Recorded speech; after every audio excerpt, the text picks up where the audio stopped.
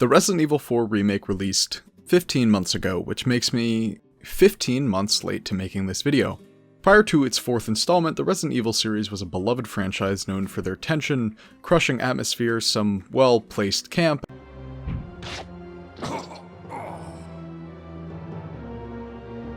control what it does, and the now hallmarks of survival horror. Its first few games were considered very influential and garnered the RE name many die-hard fans.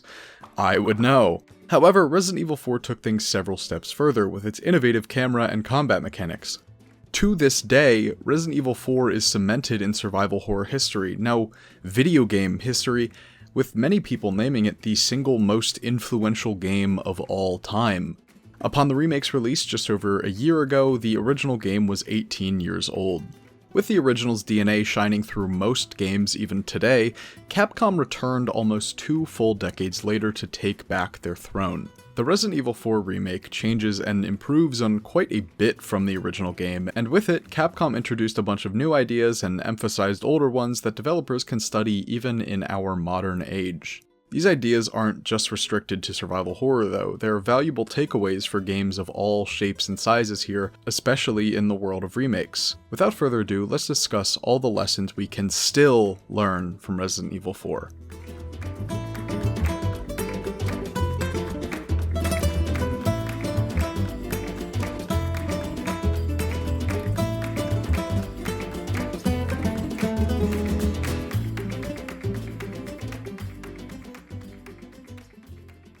These will range from broader ideas and philosophies that can be applied to most games to more specific concepts that may only work for games of certain types. If you enjoy this video, make sure you hit the like button and let me know in the comments, and if you'd like to see more like it, feel free to subscribe. Firstly, I'd like to talk about the importance of a good intro. Funnily enough, I actually have some issues with the remakes, but we'll talk about those in a minute, they're not too serious. A good introduction ensures a player is invested right off the bat. Throwing the player in an exciting and tense situation is a great approach to this, which is exactly what this game does. Upon hitting New Game, it rolls through a typical exposition cutscene. This is the part that I don't really like. It does a good job of catching the player up to speed on Leon's life since Resident Evil 2, and it gives new players enough info that they'll feel sort of caught up if they're new to the series. That way they're not starting with a completely blank slate, since this is a returning character. It works for those purposes, but I think it could have been more effective if they showed small snippets of backstory throughout, as it would have given a better sense of mystery as you try to fill in the blanks of Leon's life. They sort of do this already, actually, with all the Krauser stuff, and all that is great, so if they went a more subtle direction with Leon's backstory, it could have been a little better. Not a huge deal, though. This short flashback is then capped off with a new scene which shows Leon being chauffeured to a remote village by 2 Spanish police officers. They get out.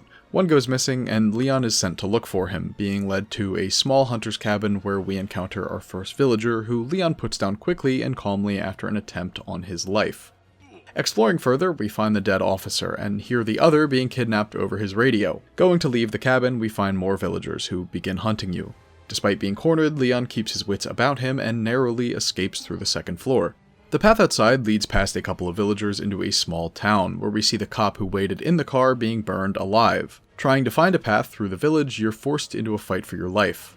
Dozens of bloodthirsty villagers swarm you, armed with axes, sickles, even chainsaws.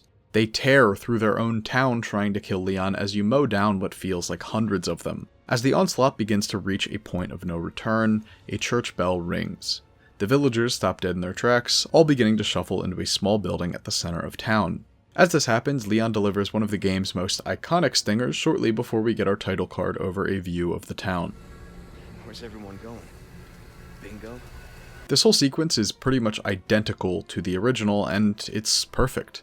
Because you're here within the first, let's say, 30 minutes to an hour, depending on how quick you go, the controls and how the game plays is still sort of foreign to you, and the slow build right before the huge village fight does a great job of easing you into it. However, this lengthy battle comes when you're not totally settled in, which creates just the right amount of chaos with a ton of returning enemies, some new ones, and several unexpected surprises. All that time right up until the title card serves a perfect introduction. It's an ideal balance between action as you're discovering new things while being swarmed, stress as the numbers around you seem to grow exponentially, and mystery when they suddenly stop and disappear into that town hall. This makes you ask questions and also sets expectations for the game, all while building intrigue. While a lot of games today don't have introductions that are necessarily bad, they also don't really have the same punch that this does. To name a couple, and I might get some flack for saying these, but Elden Ring, Witcher 3, and even Resident Evil 7 are all amazing games with relatively lackluster opening sequences. They get the job done, of course, but I find them sort of plodding and a little uninteresting actually. A game's opening doesn't necessarily have to be action-packed or chaotic to be good though. To name a couple, Bioshock, for example, has a beautiful opening that introduces you to the fantastical and corrupt world of Rapture with very little gameplay, but the lack of interactivity allows you to stare in awe at the hidden world below the surface. Or, for a more recent example, Outer Wilds, whose impact doesn't necessarily come from any crazy cinematic scene, but rather the terrifying feeling of freedom when you're let loose in its solar system. My point is the introduction should make you feel excited for the rest of the game, or at the very least paint a picture for what you're going to experience, and a lot of games don't really do that. It's not a recent problem, and there are of course tons of games that have amazing openings, but I just wanted to point out each side, and RE4 has one of the best hooks in gaming history.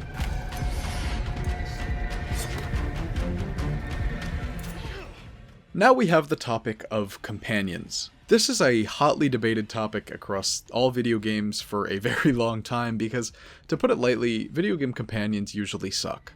They tend to be implemented a bit better in RPGs such as Fallout, but outside of those types of games are typically very bad.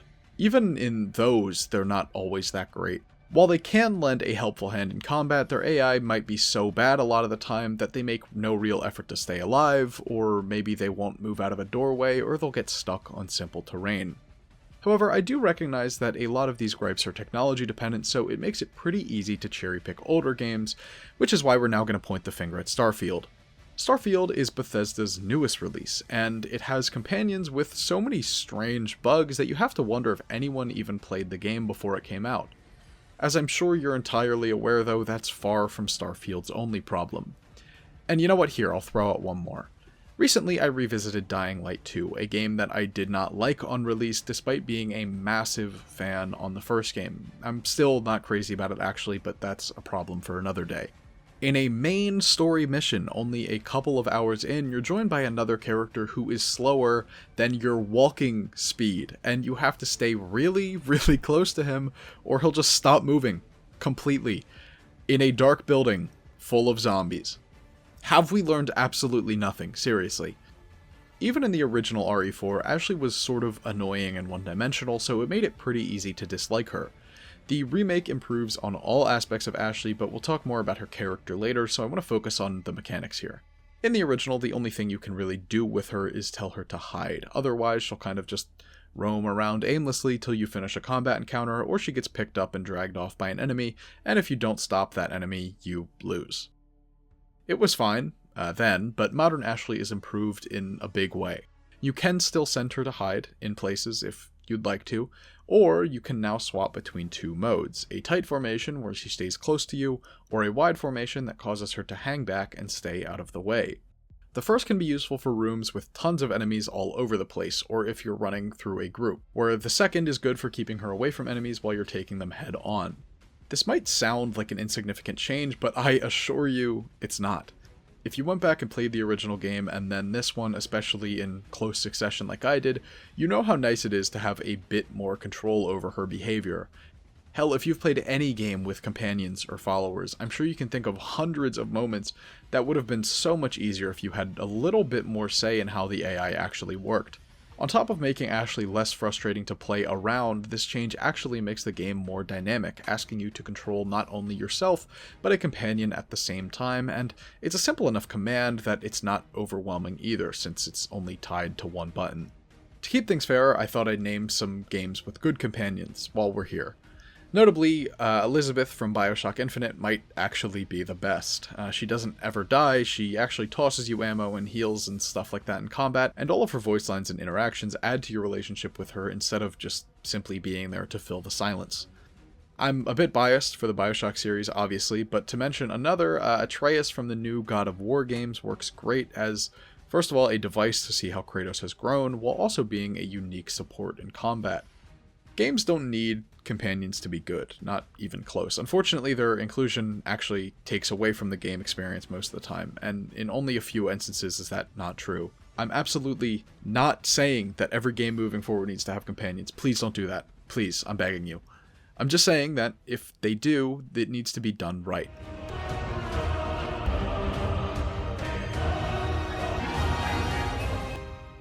The last thing I want to talk about is the fact that there absolutely is value in a remake. I hope people agree with me on that, but in the past, some people didn't.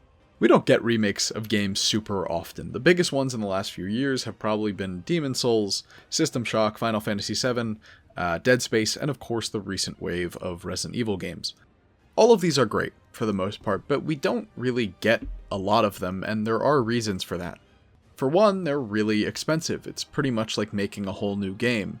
The only real difference is that you actually have a concept to go off of. It's not like a remaster where you are just kind of layering things on top of the base game. It's like building it up from scratch.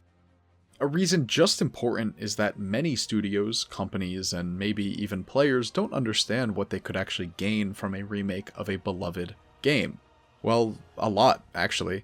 A remake gives developers the chance to fully mature or expand on ideas that they didn't have time to complete in the initial game, or maybe they literally weren't capable of pulling off because of limited technology. Even things as simple as moving while aiming, or adding an autosort function to the briefcase are both features that were not in the original Resident Evil 4. The first because it literally wasn't possible yet, and the second I imagine was just hard to do or they just didn't deem it important. It can also allow you to make changes to existing mechanics, characters, or, anything you want, really, which we do see in the remake. Combat has been expanded with the knife now being used for parrying as well, which is just a fucking awesome addition. Exploration has been made even more rewarding with an evolved treasure system, more merchant requests, and of course way more merchant offerings. But by far the biggest change is to its characters and tone. The environment is now darker, and it's taken a lot more seriously than it was in 2005. It leans more heavily into the horror element, and I think in general the characters are all better. Firstly, Leon. In the original, Leon was a big goofball. He was an incredibly capable goofball, sure, but that guy didn't take anything seriously, like really anything. You out of your mind? I knew you'd be fine if you landed on your butt. In that game, it works, but today it's sort of like watching Tony Stark from all the Avengers movies run through a survival horror game. I've been expecting you, my brethren. No thanks, bro. Allow me to repeat myself, though, because I do not want it to get misconstrued. It's very entertaining, it's genuinely funny, and it works incredibly well for that game. That's just not how Leon is in the remake, though. Several of his silliest lines actually carry over to this game, but they're recontextualized to make it seem more like a coping mechanism for him instead of the class clown that never knows when to stop. This is helped by the game actually acknowledging the events of Resident Evil 2 and the rest of Leon's traumatic past since then immediately, something that the original doesn't do, at all, at least not at the beginning. Since they are trying to make the story a bit more grounded and serious, every time Leon says something stupid or does an unnecessary backflip, it sort of feels like parody, but I never minded because it was always fun and it felt like a necessary callback. It works better for his character because it's played like he's dealing with tragedy instead of, how he was before. Ashley is similarly improved. In the original, she's little more than a plot device. Because of her position as the president's daughter, the Los Illuminados cult kidnapped her to control her and in turn make the president evil. 4. None of that has changed at all. The story is exactly the same. The most noticeable change is how Ashley is developed through the game. Compared to the original, she actually grows more comfortable with Leon as the game goes on, which were shown through fleeting dialogue moments or cutscenes. Her and Leon have this cute little dynamic which makes you not only care for Ashley and what happens to her, but it also makes her more enjoyable to follow, which is important considering just how much of the game she's actually in. And of course, how could I forget Ashley's very own chapter, which is one of the best sections in the game, and the best part, it's completely new. Well, it's not completely new, it's just heavily altered from the original. A little over halfway through, Leon gets trapped for a while, leaving Ashley to fend completely for herself. Since she's not capable in combat like he is, this whole section requires you to use a special lantern to free suits of armor being controlled by the parasite. Since you're effectively defenseless, this chapter is actually really tense, and the genuine stress and terror from it is a nice break from the killing machine that is Leon. This is how you do a fucking companion mission, okay? There are so many bad ones I can list here, but you know what? Let's look at Spider-Man. Spider-Man is a great game, but there are several examples even in the first game for PS4, and they're all bad, even for the first time as a surprise. Switching over to play as Mary Jane or Miles puts such a severe halt on the momentum of both the story and gameplay that I honestly want to put the game down every single time I revisit it. And I've played this game several times at this point. Each one, and again, there are several, is just bland stealth with no interesting mechanics. Ashley's chapter is good because it's a completely different tone from the rest of the game. It's dark, genuinely scary,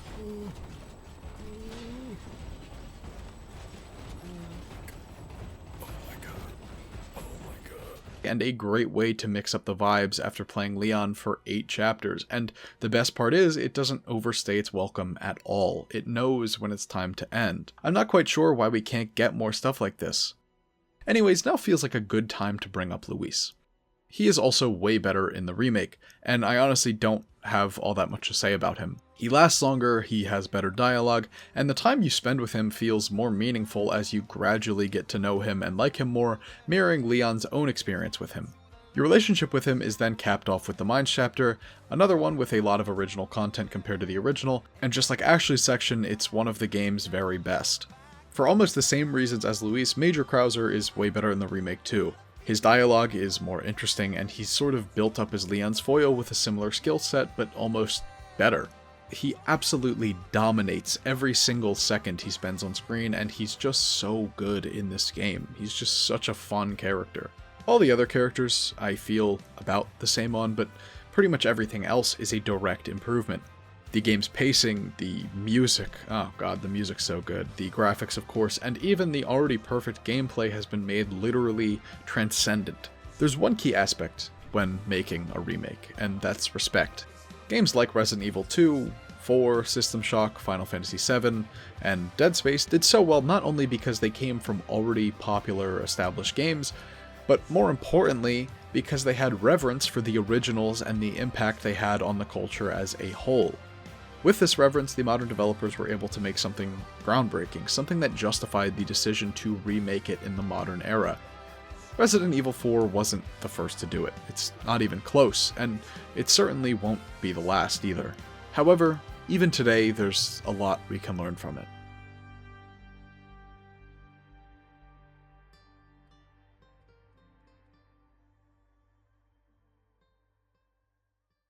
Hey guys, thank you so much for watching. My audio for my outro, for whatever reason, just the outro, corrupted, so I'm literally sitting here finishing up editing this video like 10 hours before it goes live, so I'm sorry if I sound exhausted. It's like 2, it's almost 3 actually.